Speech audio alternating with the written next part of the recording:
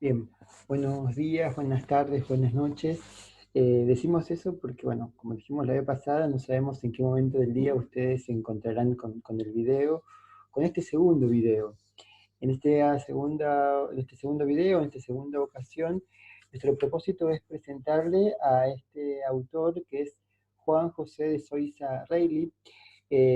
Nos interesa mucho este autor a nosotros en el seminario, todos los autores que vemos, pero este particularmente por unas razones, al menos podemos decir dos razones.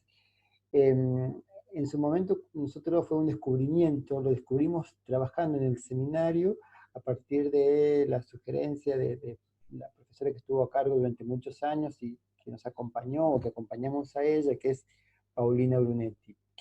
Y porque a su vez este autor genera bastante entusiasmo en los estudiantes, resulta novedoso en dos sentidos también podemos decir. Novedoso por su escritura, ustedes van a ver que es una escritura bastante contemporánea, bastante actual, aun cuando pertenece a principios del siglo XX.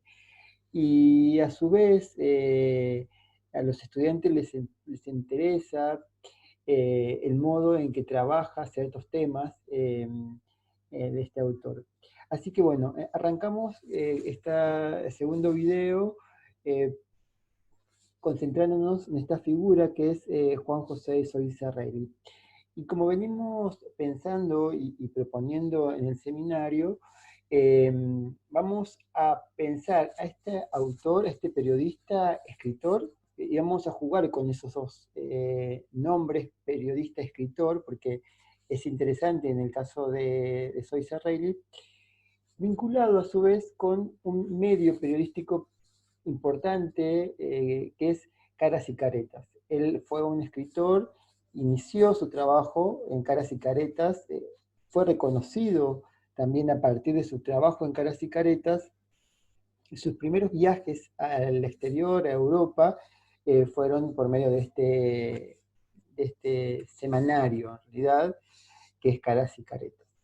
Nosotros vamos a compartir con ustedes un video que explica las características de este medio que tuvo una larga e interesante historia en el periodismo argentino. Estamos hablando, ¿no?, de Caras y Caretas que vamos a compartir ahí en el aula.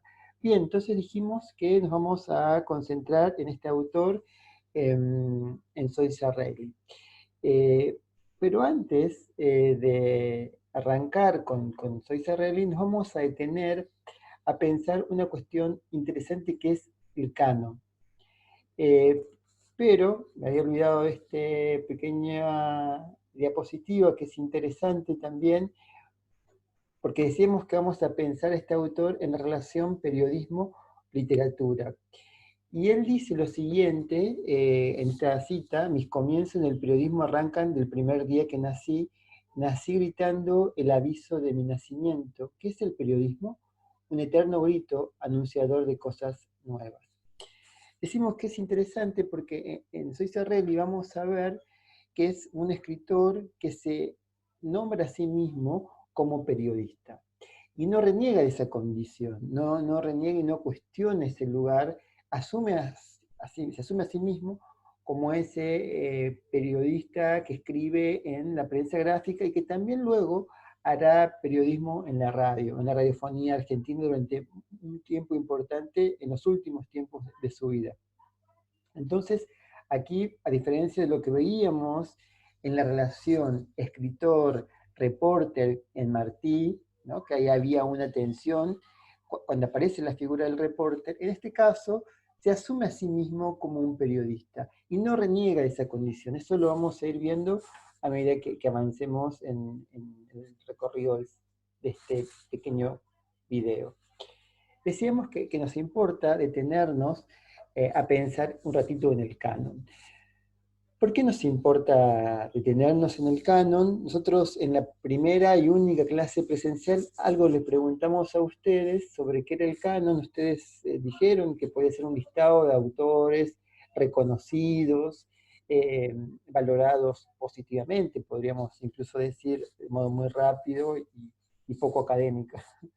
Bien, nos importa en este caso pensar en el canon porque nos va a permitir entender eh, por qué este autor tan importante durante muchísimo tiempo en el periodismo argentino y que además ha sido muy leído en su momento, ha pasado al olvido durante muchísimo tiempo. Creemos que ahora hay una operación de rescate, de reconocimiento, de revalorización a partir de una serie de libros que se han publicado, artículos que se han escrito sobre él, pero que durante muchísimo tiempo, y todavía, digo, permanece en el olvido. Y eso es posible leerlo, una posible hipótesis, ¿no? A partir del canon literario. Cuando hablamos de canon, nos ubicamos en el campo de la literatura, pero también podemos pensar en el periodismo, es el ejercicio que estamos haciendo ahora. Debemos reconocer que el valor que está puesto en las obras, en los textos literarios, en los textos periodísticos, incluso podemos decir, está eh, identificado como algo que varía históricamente. No es algo dado por los textos en sí mismos, sino que es algo que varía y que se modifica por el tiempo y que hay determinadas instituciones que son las que van a ir estableciendo esa valoración y de reconocimiento y legitimidad de determinadas obras por sobre otras. Esas instituciones son las que ustedes tienen ahí destacadas en rojo, como por ejemplo la crítica universitaria, la crítica periodística. Cuando decimos crítica universitaria, uno puede imaginar qué tipo de autores son leídos en los determinados programas de literatura argentina, por ejemplo. La crítica periodística es qué libros se reseñan y qué suplementos se reseñan y qué se dice sobre esos libros. Luego, a partir de eso que se lee y se estudia en la universidad, que los profesores, por ejemplo, enseñamos en la escuela secundaria, en la escuela primaria. Entonces ahí hay también cierta selección y cierto recorte. Los premios claramente son instancias de legitimación importantes, quiénes son los que constituyen ese jurado y qué obras se premian y por qué se premian determinadas obras. Y las políticas de traducción también determinan qué autores son traducidos, en qué marcos, por qué editoriales van a ser luego publicados y qué autores permanecen más al margen. Entonces ahí se nos va configurando un pequeño espacio donde va determinándose qué se lee, cómo se lee, qué ingresa a ese espacio reconocido como canon y qué queda afuera. Lo interesante del canon, más que mirar el listado de obras reconocidas, valoradas, es pensar en esos movimientos. O quizás uno podría decir que es interesante ubicarse en ese lugar, en esa zona de ingreso y egreso de los textos, para ver qué está ocurriendo en esos movimientos. Eh, ¿Qué se legitima? ¿En qué momento? ¿Y qué queda afuera? Hay un caso muy conocido, bastante nombrado, bastante reseñado, que es el caso de Roberto Ar. Roberto Ar, como ustedes habrán leído en la materia movimientos estéticos, posiblemente algo de este autor, o en la escuela secundaria, o por afuera de la universidad, por inquietudes personales, a este autor. Roberto Ar hoy claramente es uno de los autores que pertenecen a este canon. Sin embargo, en el tiempo que él vivió, él tuvo una corta vida, murió alrededor de los 40 o 42 años, no recuerdo exactamente ahora, eh, no perteneció al canon, aun cuando quiso aspirar a ser reconocido, a ser valorado como escritor, donde ahí en Roberto Ar, pequeño paréntesis, vamos a ver, vamos a identificar tensiones en esta relación entre periodismo y literatura.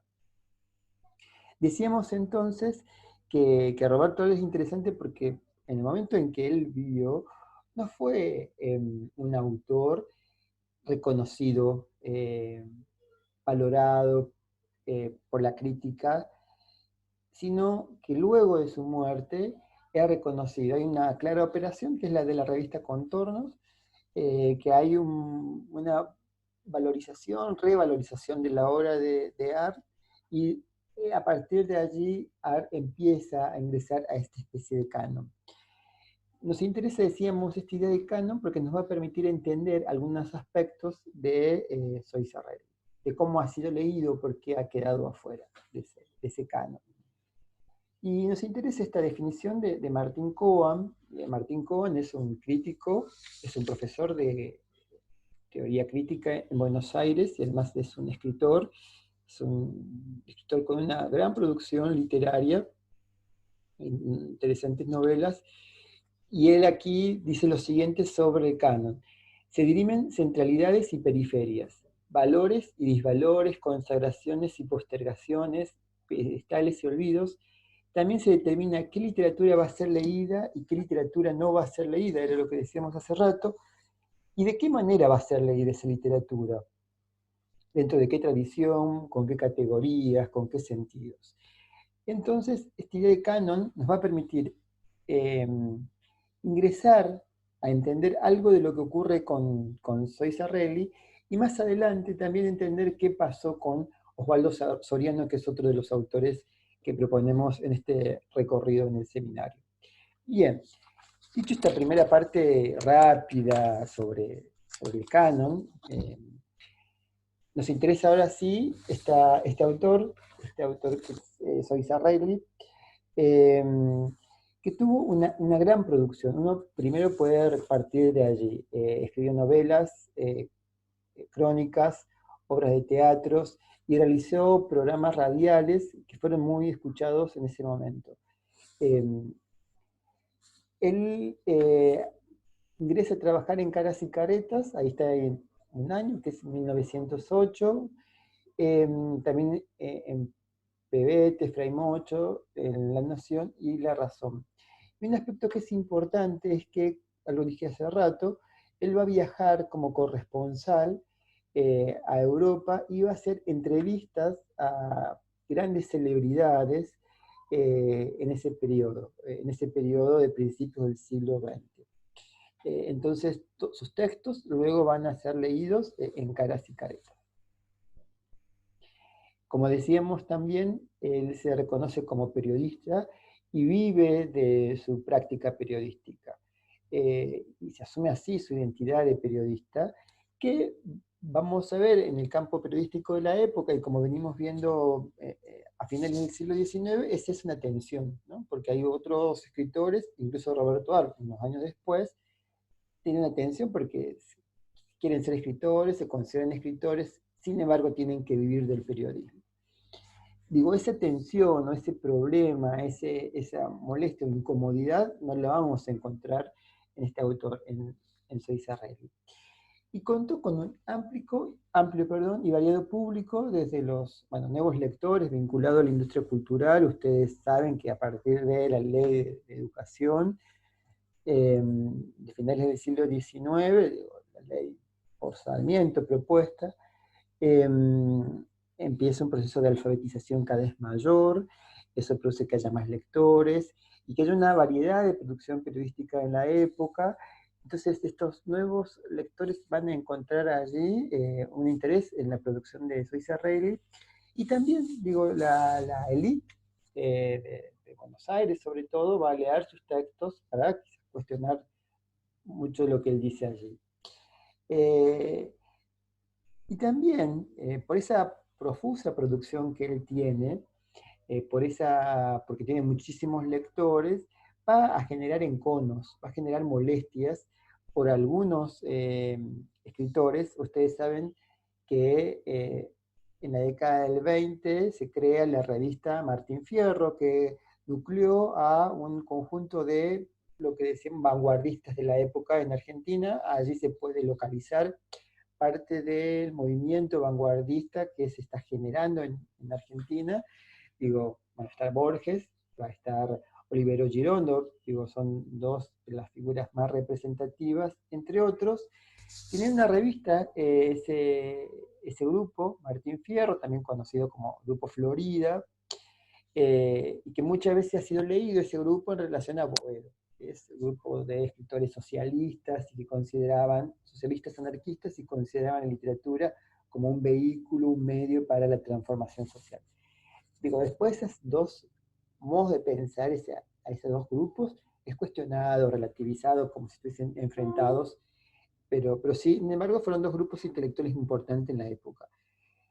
¿Por qué nos interesa Martín Fierro? Brevemente, porque en su revista tenían una sección de epitafios, que eran breves poemas dedicados a algunos escritores, con los cuales, un poco en broma y un poco en serio, estaban ahí señalando algo en relación a ellos. Y le dedican a Soy Sarrelli el siguiente poema, siguientes líneas, que dice lo siguiente. Soy Sarrelli y su diarrea, perdón, literaria terminó.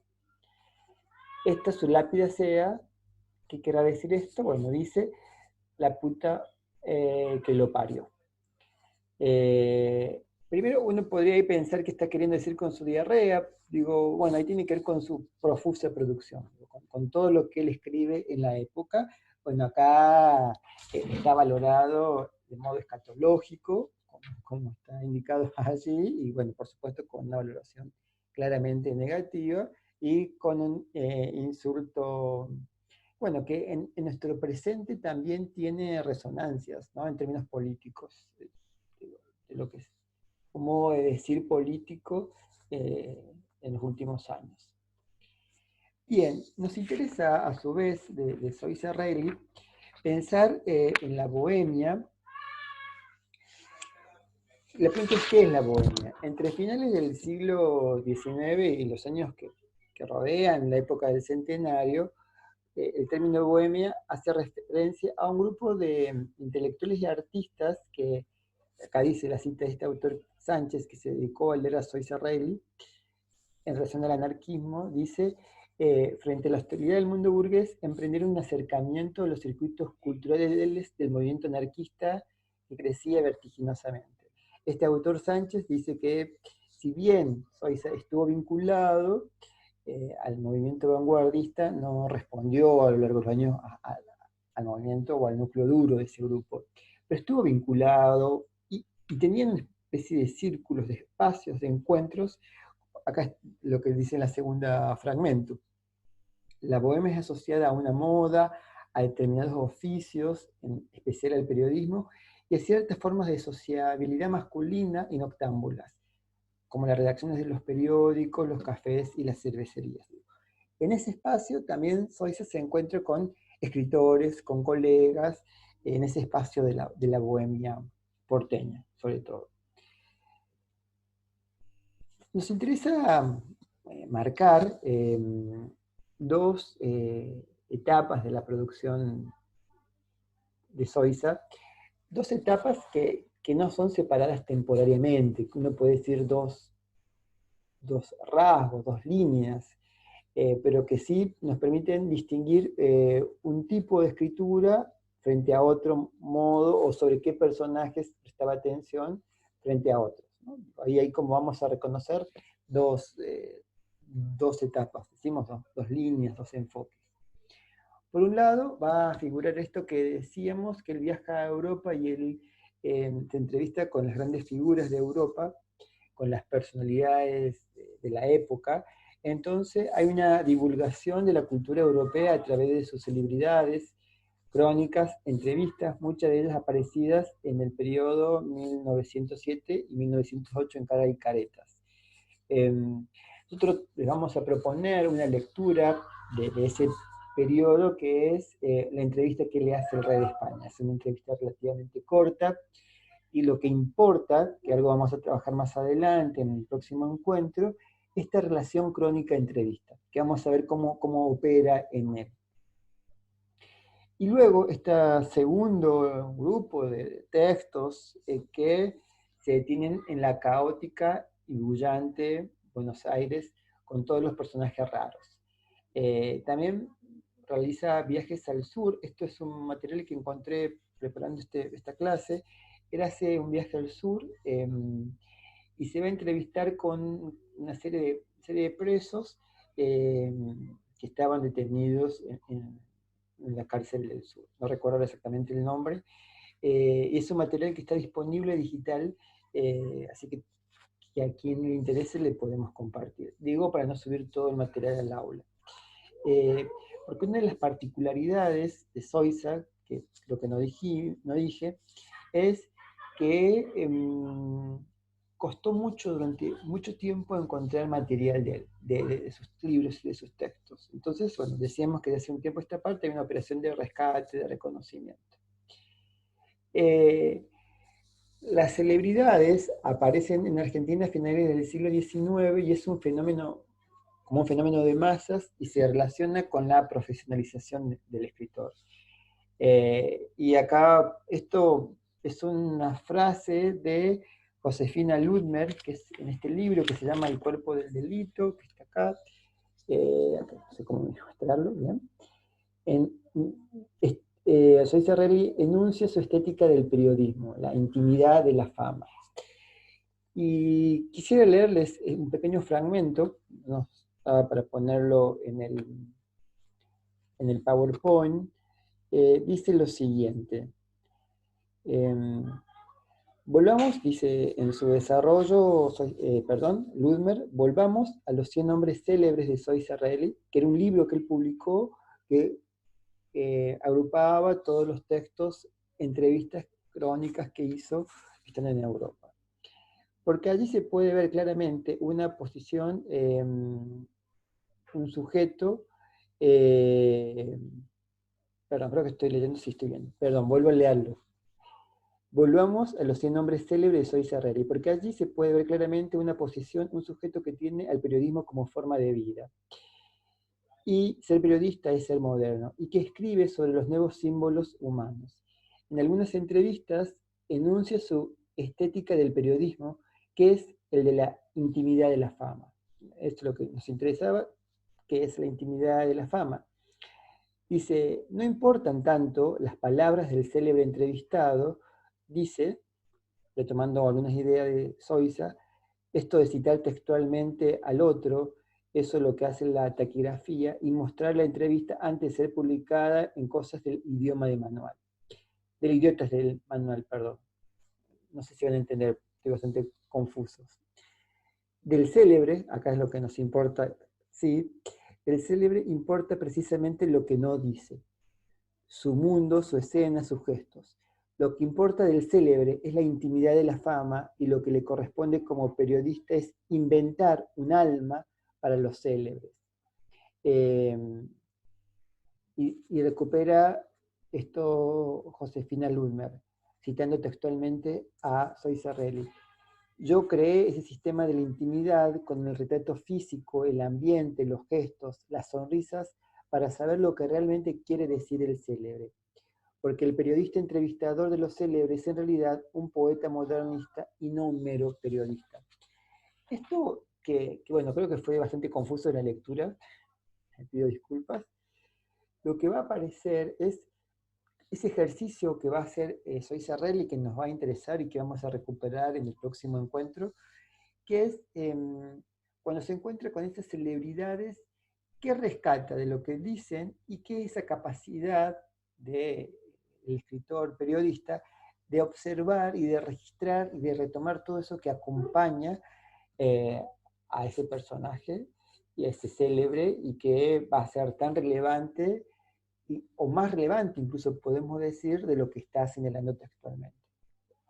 Lo vamos a ver con el Rey de España, que es la propuesta del texto que vamos a leer para el encuentro próximo de la semana que viene. La semana que viene queremos decir el día 15 de mayo. Esto por de acuerdo a qué momento ustedes ven el video.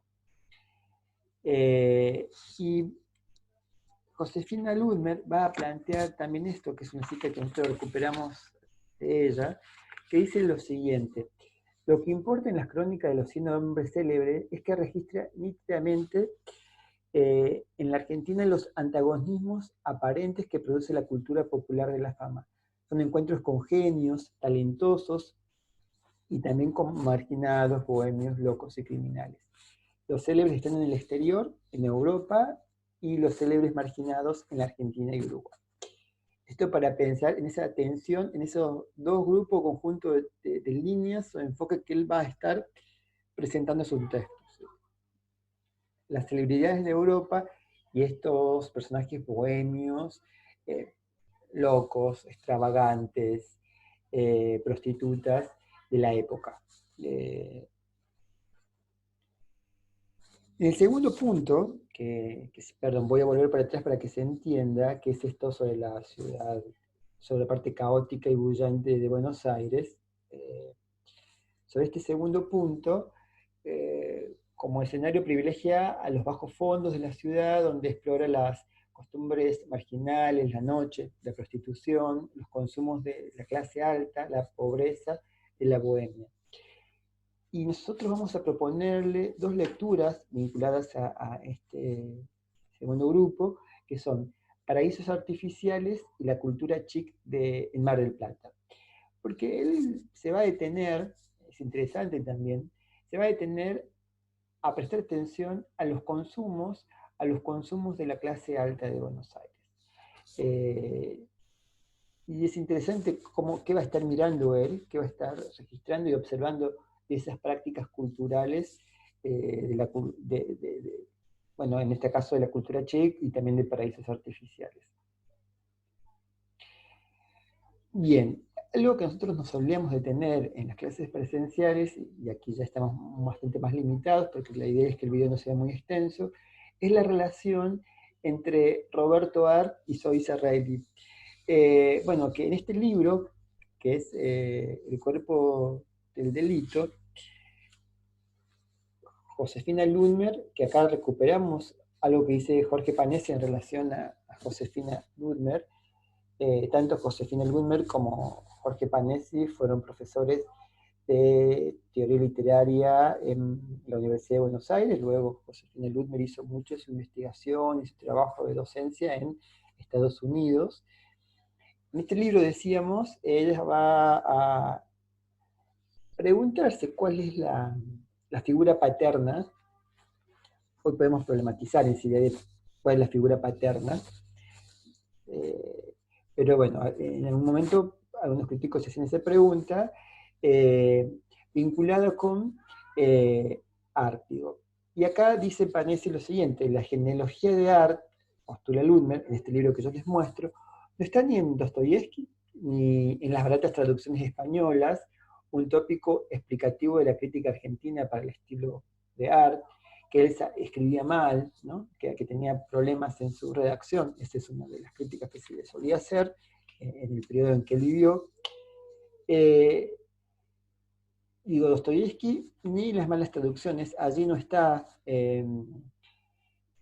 la genealogía de Art, sino precisamente en el periodista escritor Juan José de Soizarrelli, que publica el primer cuento de Roberto Art. Y efectivamente es así.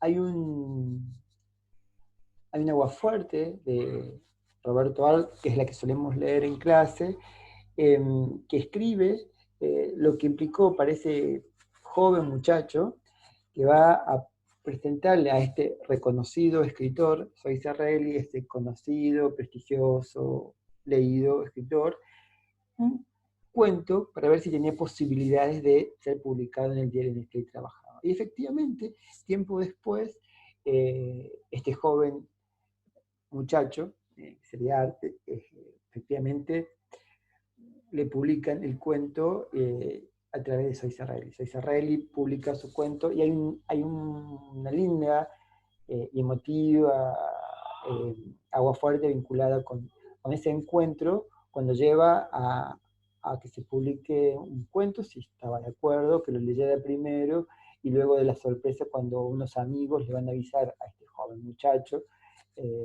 que había aparecido un cuento en el diario. Entonces ahí uno va a advertir que la figura de Soizarrelli es muy importante para los jóvenes de la época, para los jóvenes escritores de la época, y que se patentiza, queda claro, con este vínculo que mantiene con Roberto Art.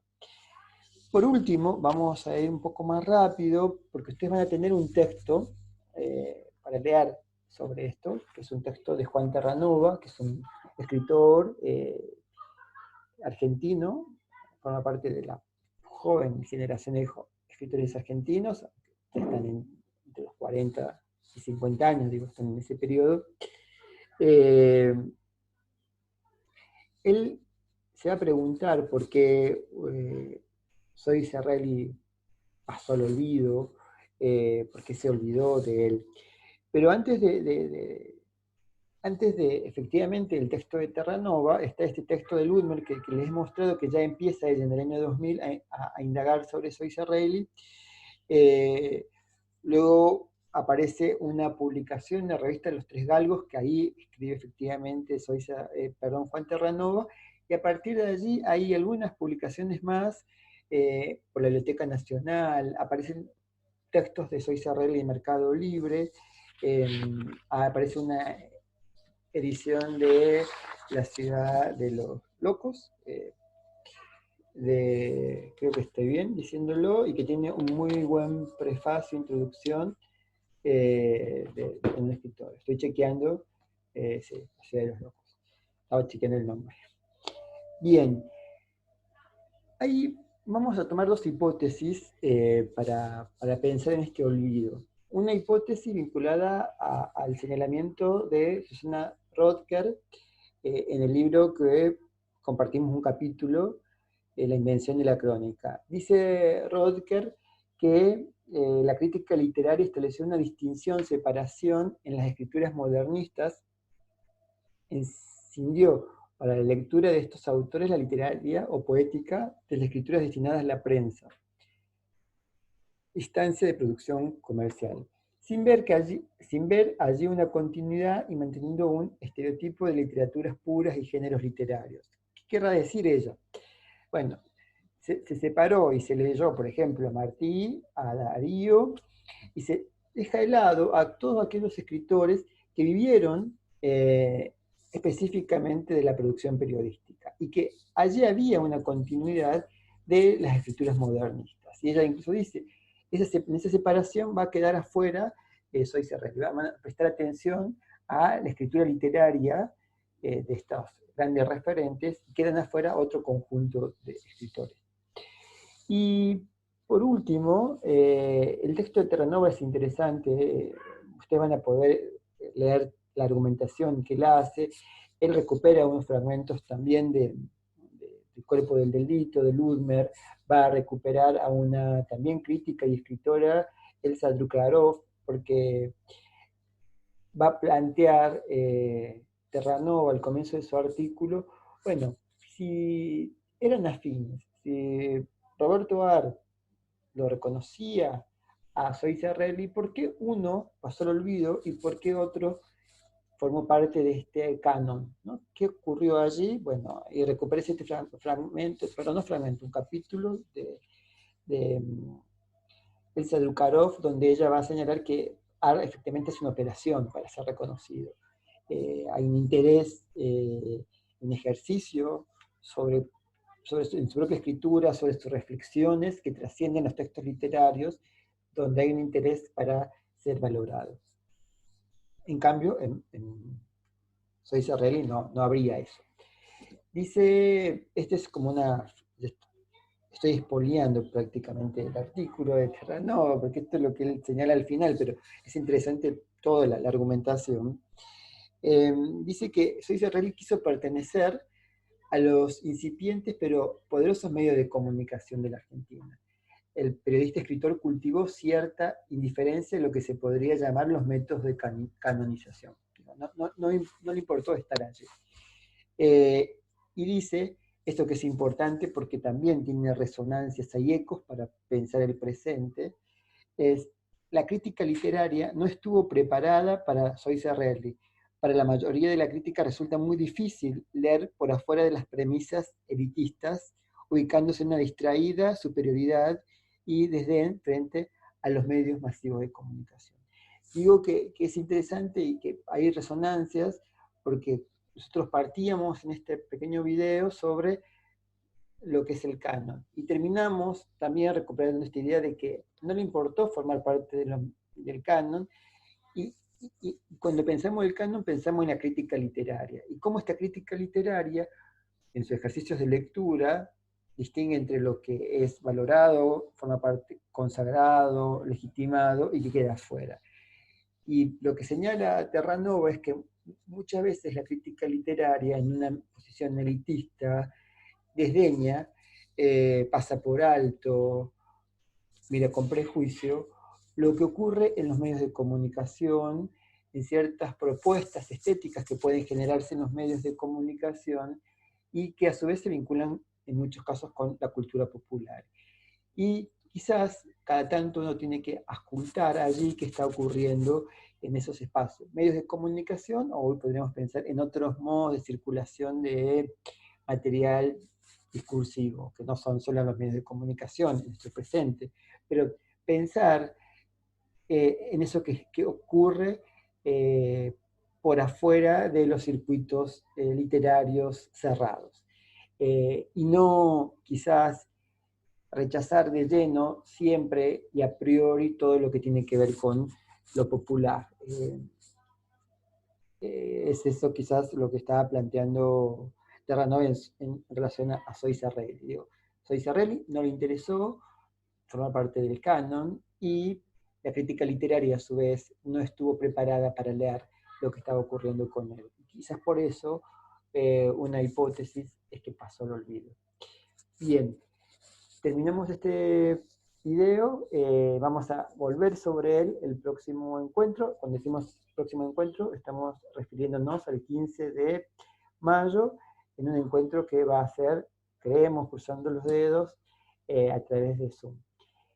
Bueno, muchas gracias y seguimos en contacto por los canales que venimos sosteniendo hasta ahora.